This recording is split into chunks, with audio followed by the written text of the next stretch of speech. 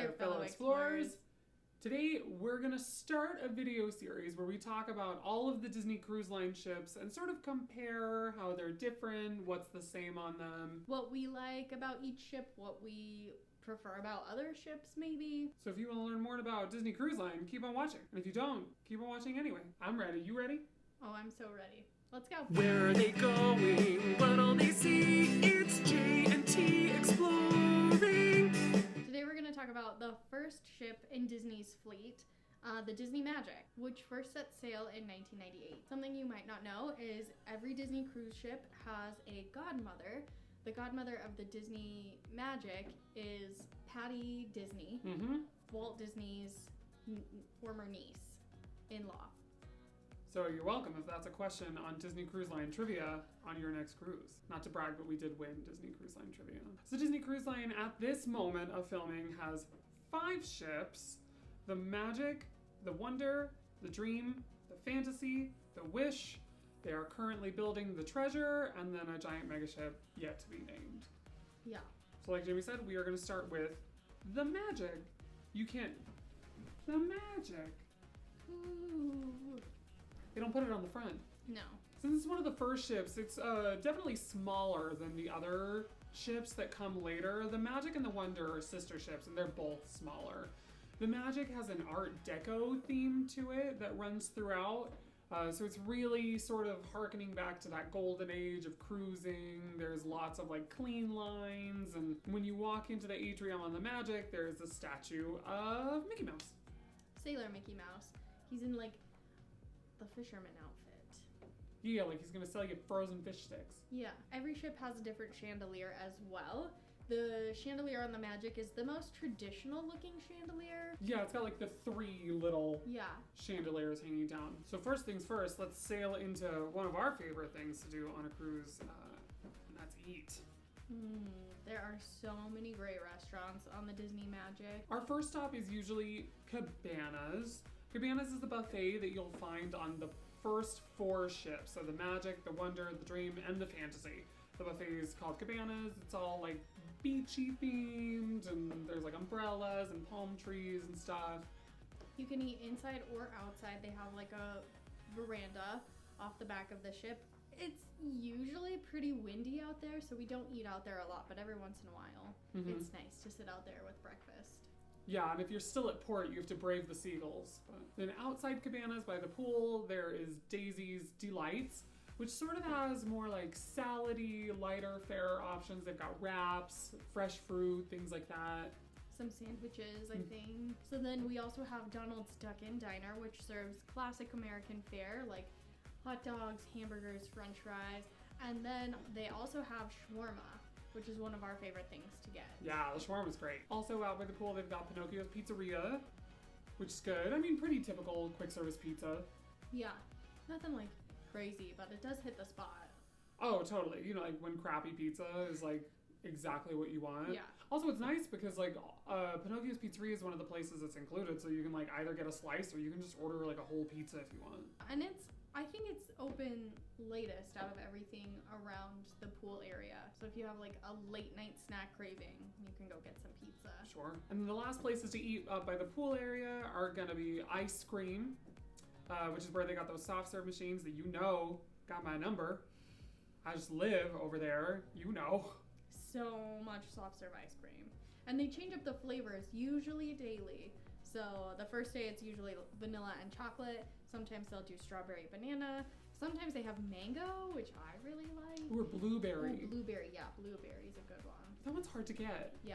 Point is, check back, because the flavors will change throughout your cruise. Oh, I will. And then next to ice cream is Frozone Treats, which is where you have like smoothies or frozen blended drinks. That's where you can get a Dole Whip with rum, which is, it's not a Disney cruise for us if we don't get a Dole Whip with rum.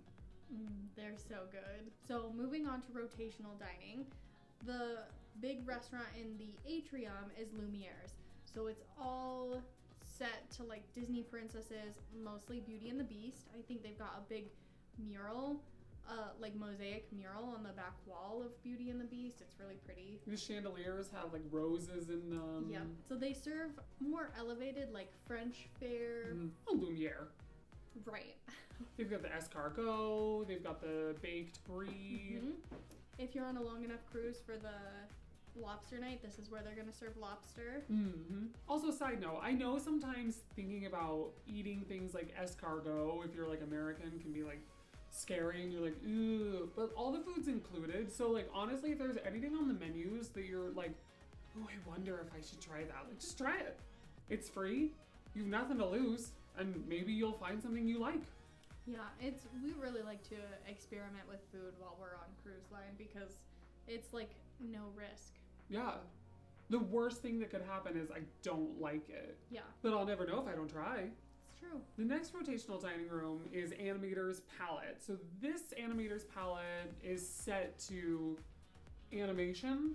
There's lots of concept art and like sketches of animated characters, and then as you're eating, the show starts and the sketches turn into color drawings, and then they turn into full animations, and there's a whole show. I don't want to give away too much because it can be a real magical moment if you don't know what's coming. But I love Animator's Palette on the Magic and on the Wonder, on the smaller ships. I prefer it to Animator's Palette on the bigger ships. We'll get more into what that's like in those videos. Animator's Palette food is always really good. Jamie always gives me a hard time because I love the steak. They have a steak on like wasabi potatoes, and like it is so good, and I get it usually every time. Not always. This also has one of the top talked about appetizers of all Disney cruise, the black truffle prissettes. They're good. They're definitely not my favorite appetizer. Yeah, they're fine. I have to say, I don't necessarily think they live up to like the hype. Yeah. Everyone else like won't stop talking about them, and they're not bad, but they're not like changed my life good. No, the appetizer that I really like at Animator's Palette is actually the tomato tart. Yeah, that one's really good. So the last rotational dining room on the Disney Magic is Rapunzel's Royal Table. It's set after Tangled, the movie, and it's Rapunzel's birthday party that the ruffians from the Snuggly Duckling have set up for her, and there's Flynn Rider is there, and they do a little show, and it's like very interactive. You get to dance along with them, and then at the very end, the lanterns come out too, and it's really pretty. Rapunzel's Royal Table is exclusive to the Disney Magic, so as we go through all these videos, there are certain things that are really similar across the first 4 ships, but some are going to be exclusive to each. And on the Disney Magic, like I said, it has Rapunzel's Royal Table, and Tangled is also the stage show that happens in the theater. So it's one of those moments where like if someone in your party is like obsessed with Tangled, if they are always seeing the light and always letting lanterns loose in your house, then maybe the Disney Magic is the way to go. The food at Rapunzel's Royal Table is more like German style fare, so you get sausages, there's pretzels. Ooh, the pretzels were so good. With like German mustard and beer cheese, and for dessert they have like fry bread that comes in a little frying pan. It's pretty cute. But I liked it. I like Rapunzel's Royal Table.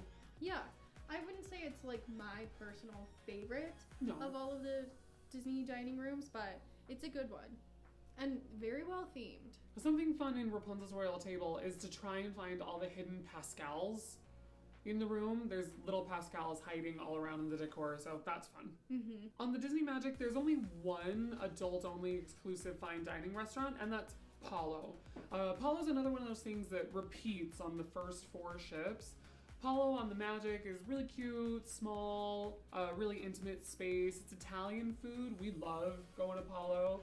It's also really nice to just get away, and it's a much more quiet and reserved atmosphere. And the food is incredible. It's so good. I love the steaks, the pasta. We've been to Palo for both brunch and dinner. Brunch is really great because you can order off the menu, but they also have this like buffet style brunch where you can just go up and pick a bunch of different things. Like they have a cheese table, charcuterie, like anything you could want. It's all delicious. And then like I said, you can order off the menu. A lot of people really love the chicken parmesan. I've heard is really good. I think we usually get more breakfasty things for brunch, like Eggs Benedict is really good. If Eggs Benedict is on the menu, I'm probably ordering Eggs Benedict. Ooh, and for dinner, we can't leave without getting the antipasto. Ooh. It's just a big tray full of like olives and cheeses and meats, and Yeah, and they'll put olive oil and balsamic on it for you if you want. Oh, it's so good. We have to get it every single time we go. It's the law. So Palo has two sides of the menu. You can either order off of the prefix menu, which is a set $45. You get 3 courses, an appetizer, a main, and a dessert. Or you can order a la carte and pay per item that you choose. That's how we usually eat at Palo, just because I always want the antipasti.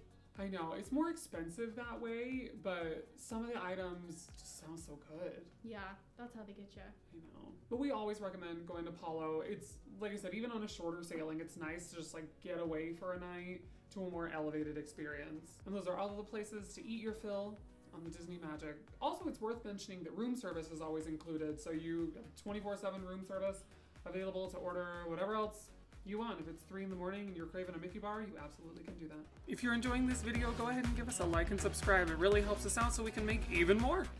So on the pool deck, we have 3 different pools. The adult-only pool, Quiet Cove, the family pool, and then also the Mickey pool at the back of the ship. We also have 2 slides. There's the Twist and Spout, which is geared more towards like smaller, younger children. Mhm.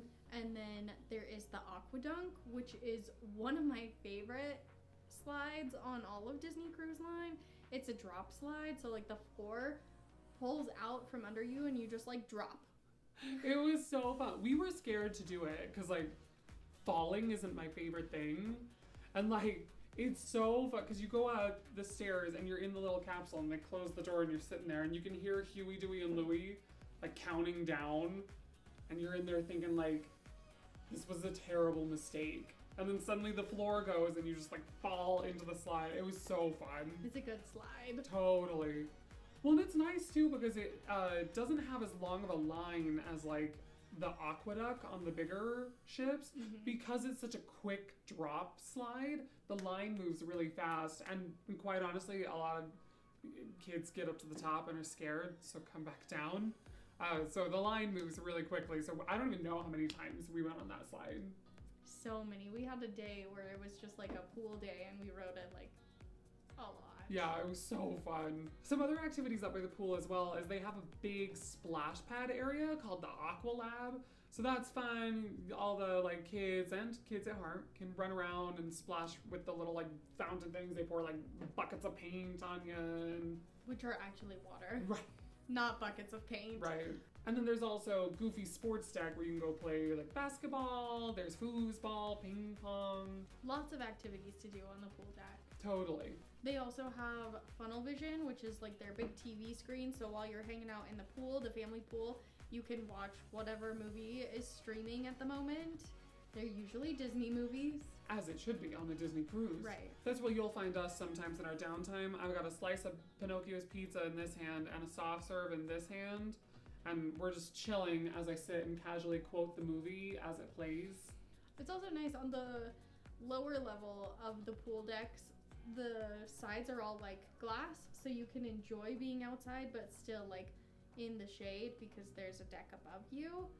So you can watch the ocean go by while you're still shaded because my fair skin needs the shade, unfortunately. And that area of the ship by Funnel Vision is also where like the deck shows happen when there's fireworks or like a dance party or things like that. Insider tip, when they shoot the fireworks off on a Disney cruise ship, they shoot off of the starboard side, which is the right side of the ship. If you want a good view of the fireworks, know wherever you end up on the decks that they're gonna be shooting off to the right. It's nice too, because like we said before, this is one of the smaller ships, so all of these activities are really close to each other. The ship's capacity is only about 2,700 guests, so it's a really intimate space with a ton to do. It also means when you go to places like Castaway Cay, the crowds are a lot smaller, so there's more room on the beaches, especially if you're going to Serenity Bay, which is the adults only beach that tends to fill up really fast if you don't get there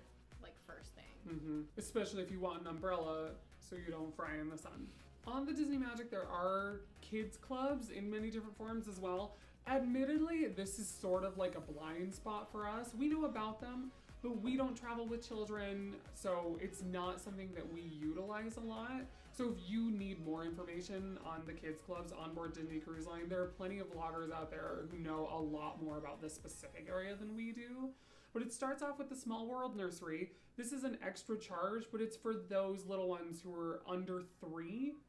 And you have to reserve a time slot ahead of time. Exactly. And I know that they fill up fast, so it's something that, like, if you want to utilize, you've really got to be on the ball about. Then after the Small World Nursery, they go into the Oceaneer Club, which is from 3 to 12. And there they have a bunch of different activities. There's like dance parties and like art classes and character meet and greets, things like that. Connected to the Oceaneer Club is the Oceaneer Lab, which is the same age group. The next kids club is for ages 11 to 14, and it's called Edge. I think they have like video games, a little bit more like grown-up kind of things to do, but still like child-friendly. Yeah, tween. Yeah. And then after Edge is Vibe, and that's for like 14 to 17-year-olds. I know Vibe and Edge, a lot of times on longer cruises, end up having games where they have to compete against each other. It's like, who's gonna win, the Vibe kids or the Edge kids? We experienced that on our last cruise. We were sat at dinner with a 17-year-old who went to Vibe and was talking about some of the different games. They play something called Heroes versus Villains. She loved it. She could not stop talking about Vibe. And during dinner, she could not wait to go. The second dessert was done, every night it was, I'm going to Vibe. So that was probably our first real experience with anyone who has been to the kids clubs on Disney Cruise Line, and they love it. The beginning of the cruise, she was like, oh, I probably won't spend much time there. And by the end, she was like missing dinner sometimes to go to Vibe. Yeah, and that's a real thing. I know we've heard from a lot of people with kids, like sometimes they have to drag their kids out of all of the kids clubs because they make so many friends and they have such a good time. So I think it's a nice option because if the kids are having a good time, spoiler, then the parents are usually having a really good time alone also. Everyone gets a vacation. So in the same vein with everyone having their own space, just like there are kids clubs, there are also adult-only areas. So there's an adult-only section of the pool deck with an adults-only pool and a hot tub. Also in that area, which is one of my favorite parts of the ship, which is the Cove Cafe. They have really great specialty coffee that you do have to pay extra for, but it's totally worth it. I think they also have alcohol at most of the Cove Cafes. Yeah. If you wanted to get an Irish coffee. Yeah. Also for adult-only spaces, we have all of the bars and lounges on the ship. So there's an adult-only section where all of these bars and lounges are. So on the Magic, there's this adults-only section where they have Fathoms. They call it the nightclub space. I don't know that I necessarily get nightclubby vibes, but there's like a little stage and like seating in there. It's where they do a lot of like the game shows. They do like a silent disco in there. The variety acts will do like small shows in there. Sometimes they do bingo in there. The biggest of the bars and lounges. Next to Fathoms, on the left-hand side, we have Keys, which is the piano bar. It's a lot smaller, more intimate space. There's obviously a piano in there. The whole thing is like themed to a piano. It's really pretty. They will do like alcohol tastings or cocktail classes in there. I think sometimes they'll do trivia in there, fun things like that. And then on the other side, the right side of the ship, you have O'Gill's Pub, which is more of an Irish style pub. It's themed impeccably. It's really cute. And I know they do lots of trivia in there. And all of these places during the day, kids are welcome to go in and participate in the trivia. And then at night, it becomes adults only. I love the theming in O'Gill's. There's a lot of really good Easter eggs in there. References to like Disney films, and they have sconces on the wall that are like a very dapper, I mean, it's O'Gill is his name. It's a very dapper fish blowing bubbles out of a pipe, and I want one of those wall sconces so bad. They're really cute. And the whole adult-only area on the Magic is called After Hours. So there's a big wall that says after hours, and you go down the hall, and that's where this whole section is. Oh, it's not adult only, but also the Magic just got out of dry dock and added a new lounge where the Promenade Lounge used to be, and it's called the Soul Cat Lounge. So it's all like jazz music, like I'm excited to go on that. So like we said before, there are some shows that are specific to the Disney Magic. One of those is the Tangled stage show, which is fun, tells the story of Tangled, the songs you love. Another one is Twice Charmed, which is sort of like a fun retelling of Cinderella's story.